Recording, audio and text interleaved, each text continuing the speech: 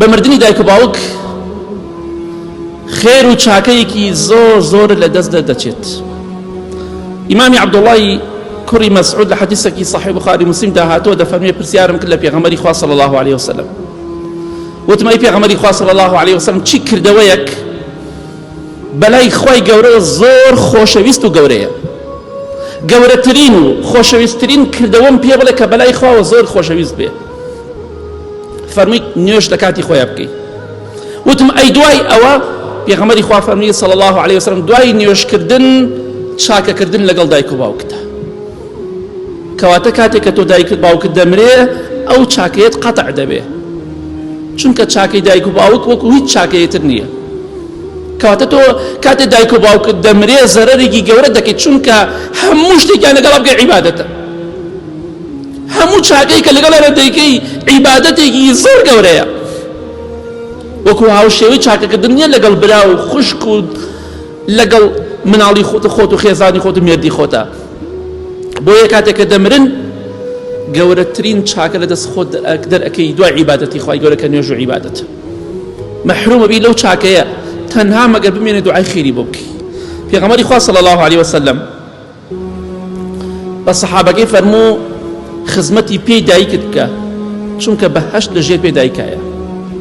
و پێغەمبەری خوا فەرمووی صلی الله عليه وسلم باوک دەرگای ناوەڕاستی بەهەشتە، جا دەتوانی پارێزگاری لەو دەرگایە بکەی یا لەو دەرگایە لەدەست خۆت دەرکەی، کەواتە دایک و باوکت لێت ڕازی بن بە ئیزنی خوا دەچتە بەهەشتەوە.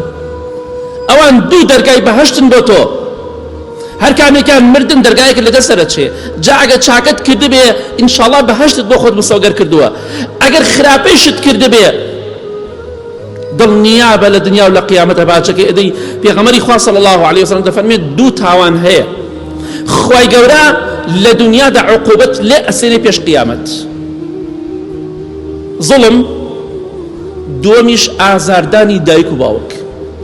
بۆیە تەماشاکەن ئەو کەسانەی کە لەگەڵ دایک و باوکیانە خراپ بوونە، بزانە حتا مردن زۆربیان ئەیان بینی بزانە خێر و خۆشی لە خۆیان نەبینن.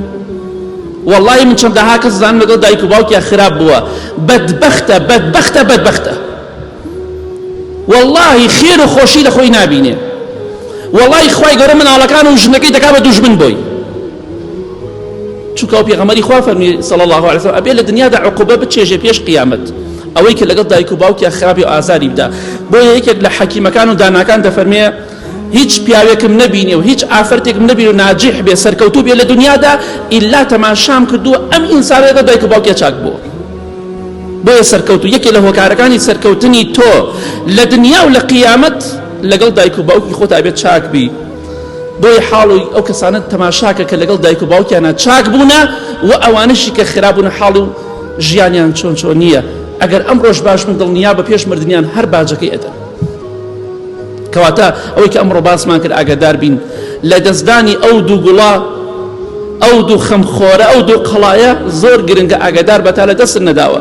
ماون ڕێزیان لێ بگرە، مردوونە خوالیان خۆش بێت، دوعای خێریان بۆ بکە، چونکە دڵنیابە جارێکی تر نایەنەوە بۆ تۆ لای تۆ لەسەر زەویە، مەگەر لە قیامەت ئینشاءڵڵا لە بەهەشتە یەکتری ببینین. کەواتە ئینشاءڵڵا بە ڕێزی دایک و باوکمان بگرین هەتا لە دەستمان نەداون، کە لە دەستماندا قیمەتی نییە، هەرچی بکەین پەشیمان بینەوە هیچ قیمەتێکی نییە.